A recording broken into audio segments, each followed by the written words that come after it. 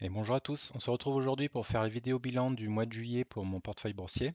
Alors, j'ai pas fait de vidéo intermédiaire ce mois-ci, comme j'étais en congé, j'ai pas eu la possibilité de faire une vidéo.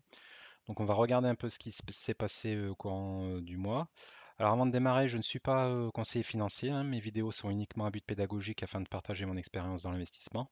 Je ne fournis pas de conseils en placement financier ou de conseils d'achat ou vente d'actions. Chacun reste responsable de ses investissements. Alors, au niveau de mes comptes, du coup, au niveau de mon compte titre US, il a bien augmenté ce mois-ci, hein. On est à 23 000 euros et quelques maintenant. Côté PEA, pour les actions FR, pour les actions françaises, donc là, c'est un petit peu baissé. On va voir pourquoi dans un instant. Je suis autour de 4 100 euros. Et puis, la partie PEA ETF où j'achète en DCA mensuel du SP500. Donc là, je suis à presque 1900 euros. Et puis, mon compte titre où j'achète pour l'instant uniquement mon ETF Vanguard FTSE All World. Il est à 1980 pour l'instant. J'ai pas encore acheté d'actions européennes dessus, mais on va voir par la suite comment ça va se passer. Au niveau de l'activité pour ce mois-ci, alors depuis début juillet, donc on a eu un versement de quelques dividendes, hein, avec Automatic Data Processing qui nous a versé 8,40 $. On a eu les dividendes trimestriels de Total Energy également pour 15,80 €. J'ai fait mes dépôts, j'ai fait mon achat mensuel pour le Vanguard FTSE à hauteur d'environ 500 euros. J'ai eu la rallonge de dividendes de l'action Air Liquide. Ils avaient fait un split d'actions, mais comme moi je n'ai pas 10 actions et j'en ai qu'une, en fait à la place ils donnent au prorata eh bien 10% de l'action au moment du split. Donc moi ça m'a fait 16,36 €. J'ai eu ensuite mon achat mensuel de l'ETF SP500 également. Donc ensuite ça, les benchmarks, c'est pour faire mes simulations pour voir si j'investissais tous les montants dans le MSCI World, qu'est-ce que ça donnerait au lieu de faire du stock picking. Et puis pareil, tout ce que j'investis sur mon compte titre US, si je l'investissais uniquement dans le SP500, qu'est-ce que ça donne. Donc ça, c'est juste à but informatif pour voir comment ça évolue. J'ai fait un petit rachat de l'ETC sur le cuivre. Donc pour l'instant, hein, on voit que ça se passe pas super, hein, sur le cuivre. On va voir ces prochains mois si, s'il y a une reprise là-dessus. J'ai touché en fin de mois les dividendes de Canadian Pacific, hein, pour 2,74 $. Et puis en fin de mois, j'ai fait racheter une action Kinsale qui a très bien performé ce mois-ci, et puis une action L'Oréal également. Et puis mon dépôt mensuel sur mon compte US. Alors au niveau du coup avec ça, au niveau du graphe, on est passé maintenant, on a atteint les 30, mois dernier on était à 30 000. Et du coup avec mes apports plus la bonne performance du portefeuille ce mois-ci, on a passé les 32 000. Donc ça c'est sympa. Alors on va regarder un peu ce qui s'est passé ce mois-ci, le top flop. Alors le mois était très chaotique sur les marchés, hein, avec vu qu'on a c'est la saison des résultats trimestriels. Donc il y a eu aussi donc il y a eu des grosses baisses côté luxe français, enfin luxe en général, mais donc les actions de luxe françaises également. Et puis sur la tech également, il y a eu pas mal de baisses, hein. Du coup, on voit là sur le mois dernier, le mois de juillet, LVMH qui a fait moins 8,49%. Donc j'ai reperdu presque toute j'ai reperdu même toute ma plus-value, hein. On va voir tout à l'heure sur mon action LVMH. Microsoft, moins 7%, qui a bien baissé, suivi de Alphabet, à moins 6,6%. Le cuivre, comme je l'ai dit, fait une bonne baisse encore, à moins 4%. On a eu les résultats de Procter Gamble cette semaine, et qui était elle a fait du coup moins 3,3% après les résultats, hein, qui n'étaient pas terribles, hein. La consommation n'était pas vraiment au rendez-vous. L'Oréal a un peu baissé également, hein, même si les résultats trimestriels étaient bons. Elle a suivi les LVMH et puis la tendance en tout cas dans une moindre mesure de LVMH, Kering, etc. Et puis donc côté top, on a eu donc je suis content là, mes nouvelles lignes que j'avais démarrées en mois de mai, à savoir O'Reilly, MSCI et Kinsale, ont décollé là enfin après les résultats qu'on a eu du coup en juillet. Donc O'Reilly est partie, elle est bien démarrée là, donc à plus 5,78%. ADP également a annoncé ses résultats cette semaine qui étaient bons. Résultat, elle est bien repartie. Je voulais essayer de la renforcer peut-être, mais du coup, moi, j'ai peur je crois que j'ai raté le coche là. On verra par la suite, hein, on n'est pas pressé. BlackRock qui continue à bien performer, hein, plus 10% là, sur le mois précédent, sur le mois de juillet, donc c'est quand même assez imposant. Et puis donc post-résultat, la MSCI a cartonné, hein, je crois qu'elle avait fait plus 7 ou 8% après le lendemain des résultats.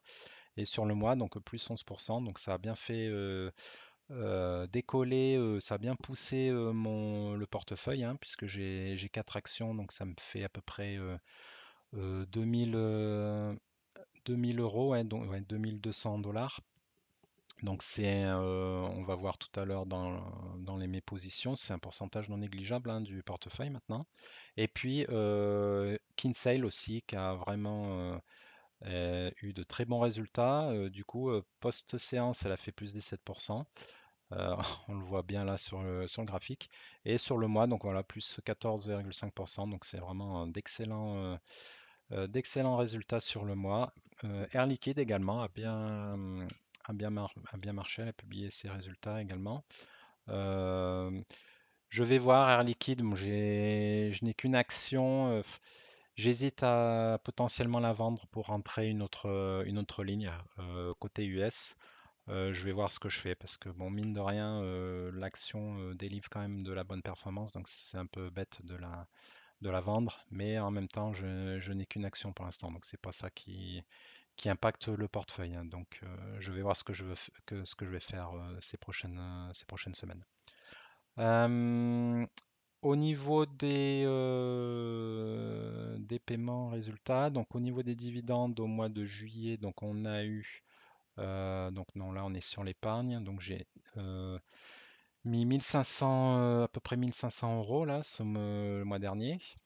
Et les dividendes, on a eu pour un montant de 40, presque 41 euros de dividendes entre le PEA et le compte titre. Voilà. Donc ensuite, bah, au niveau des titres, on peut regarder du coup sur la période que je regarde habituellement. Donc de manière générale maintenant, donc comme je l'ai dit, donc on a le cuivre, hein, mon ETC cuivre pour l'instant qui végète un peu, hein. Bon, c'est une toute petite ligne sur mon portefeuille, on est à 220 euros sur un total de 30 000, 32 000. LVMH du coup, donc qui est passé en dessous de mon prix de revient, donc maintenant je suis en perte à moins 2,39%. Bon, les perspectives sont pas super, hein, sur le luxe. Mais bon, je vais être patient là-dessus. Je vais voir si déjà si elle continue de baisser potentiellement, je rachèterai une action. On va voir comment ça se passe sur le mois d'août. Le Vanguard, pour l'instant, bon, j'ai démarré uniquement il y a 2 mois, hein, donc ouais, non, même il y a ouais, 2 mois. Donc pour l'instant, il ne se passe pas grand-chose, hein, 0,85%. L'Oréal autour de zéro, ça fluctue pas mal en ce moment, donc je suis disons à plus 1, moins 1% autour de mon prix de revient en ce moment, le prix de l'action. Visa qui a pas mal baissé encore, donc ça m'a un peu baissé ma performance sur l'action. Je l'avais pas mal renforcé ces derniers mois, je vais voir si je renforce encore un peu ce mois-ci ou pas, mais bon, il y a pas mal d'opportunités, donc On va voir ce qu'on va faire au mois d'août. Canadian Pacific, et puis du coup, voilà, MSCI qui a décollé, comme je l'ai dit. Donc maintenant, je suis à plus 10% de performance. Procter, O'Reilly également, là maintenant, elle a bien décollé, plus 11%. Je réfléchis, là, je vais voir, on va bientôt atteindre le plus haut au niveau de l'action. Je vais voir, je vais potentiellement la renforcer. Mais le truc, c'est qu'à coût de, vu que l'action est à 1100 dollars, ça, du coup, ça va devenir directement ma première position. Donc, je suis en train de réfléchir là ces jours-ci pour voir ce que je fais. Je trouve que le prix est encore est encore raisonnable à ces niveaux-là. Donc, ça va être potentiellement un de mes prochains achats. Kinsale, donc j'ai racheté une action là cette semaine. On voit maintenant, donc je suis à 14, plus 14% de performance. Alors que pendant 2 mois, elle tournait autour de zéro, hein. Donc ça, c'est vraiment un gros décollage. Et puis ensuite, donc Total Energy. Ensuite, j'ai mon ETF, mes benchmarks. Et puis au-delà des 20%, on attaque les techs, hein. 20%, 21% pour Alphabet. J'ai mon action aussi automatique data processing, hein, toujours bien content, hein, plus 22%. Depuis, c'était quand? 30 mai, voilà, hein, 22% depuis le 30 mai 2020 de l'année dernière, hein. Donc c'est quand même une bonne performance. Microsoft, plus 25%. Apple, plus 31%. BlackRock, mine de rien, qui carbure bien, hein, cette année. Donc ça, c'est sympa. Je vais voir si je la renforce potentiellement, mais bon, là, elle est peut-être assez chère. Il faudra que je regarde si les zones de support sur le graphique, mais elle est peut-être assez chère en ce moment. Air Liquide, et puis comme d'habitude Schneider. Donc là, comme je le disais déjà le mois dernier, j'attends patiemment. Elle a baissé là ce mois-ci. Elle se rapproche de sa moyenne mobile de 100. On va voir si elle atteint les 200 euros. Là, je commencerai à regarder pour des achats potentiels. Mais bon, j'arrive pas à la renforcer, hein. Elle est très très haut depuis fin de l'année dernière, donc c'est assez compliqué. Mais bon, en tout cas, du coup, là, après mes décollages, là, les décollages là, de Kinsale, MSCI et O'Reilly, je suis assez content de la tournure que prend le portefeuille là pour attaquer le deuxième semestre 2024. Résultat, alors du coup, et mes positions, maintenant, bah, ça a un peu changé dans le top. Donc bon, on a toujours Visa en top. Et puis maintenant, Alphabet deuxième, Kinsale qui est arrivé maintenant à 8%, 8% du portefeuille, hein, mine de rien. Ensuite, j'ai Apple et Microsoft qui ont un peu baissé. Et puis derrière, juste derrière, O'Reilly avec 7%, MSCI avec 6,8%. Donc ouais, les trois sont maintenant dans les top des actions. Et puis ensuite, ben, toujours les mêmes, hein, BlackRock, ADP, et enfin dans les petites lignes, hein, Air Liquide et puis Schneider et L'Oréal. Même si là, je viens de renforcer ma ligne avec une action supplémentaire. Voilà. Donc au niveau des performances, du coup, qu'est-ce que ça donne? Donc au niveau du portefeuille au global, on a fait plus de 2,3%, hein. Je suis content, ça fait une bonne performance pour le mois. Sachant que le MSCI World, mon indice de référence, a fait 0,2%. Donc c'est un bon mois. Au niveau, si on se concentre sur le compte titre US, donc j'ai fait plus 3,2%, hein, porté par mes trois actions dont j'ai parlé auparavant. Et le SP500, lui par contre, est à 0,3%. Donc ça fait une bonne surperformance ce mois-ci. C'est sympa.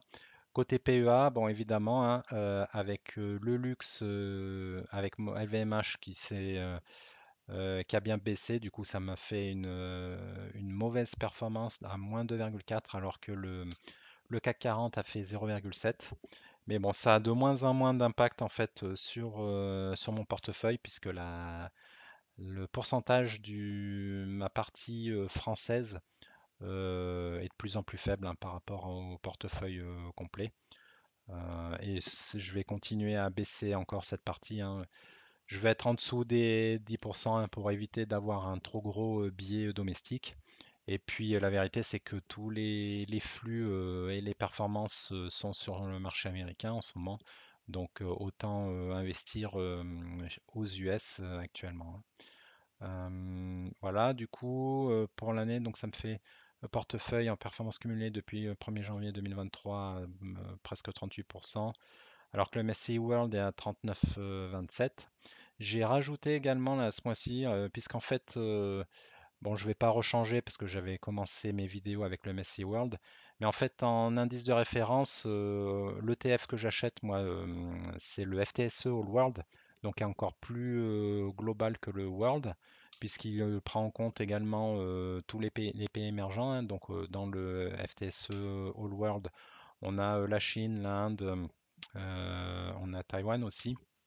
Une des principales positions, c'est TSMC à Taïwan. Mais bon, comme j'avais démarré avec le World, je vais continuer avec ça. Mais juste là, du coup, j'ai rajouté la partie performance pour le Vanguard et on voit qu'en fait, il est à 36,3%. Donc, en fait, je me situe, on peut regarder sur le graphique. Mon portefeuille pour l'instant, donc on est bien remonté là, mais donc voilà, je me situe. Vous avez en vert le FTSE All World et en rouge le MSCI World. Donc là, mon portefeuille, je suis entre les deux, disons. Je suis à peu près presque au niveau du World et je suis au-dessus du FTSE All World. Voilà, je trouve que c'est intéressant de garder, d'avoir les différents niveaux d'ETF, du plus gros et ensuite en baissant MSCI World. Je réfléchis potentiellement, peut-être que je mettrais sur le même graphique aussi le SP 500 et puis par exemple le Nasdaq. Donc vraiment pour avoir les différentes échelles d'ETF et voir la performance que ça donne. Sachant que bon, pour info, hein, le plus performant c'est le Nasdaq, hein, qui est l'indice le plus resserré aussi sur les techs US. Ensuite, le SP 500, ensuite, et ben donc le World et puis le FTSE All World qui est un peu moins performant, car beaucoup plus diversifié. Voilà. C'est tout pour cette vidéo. Si la vidéo vous a plu, pensez à liker, à vous abonner. Ça m'aidera à booster un peu la chaîne. Je vous remercie, je vous souhaite de bons investissements et à bientôt. Au revoir.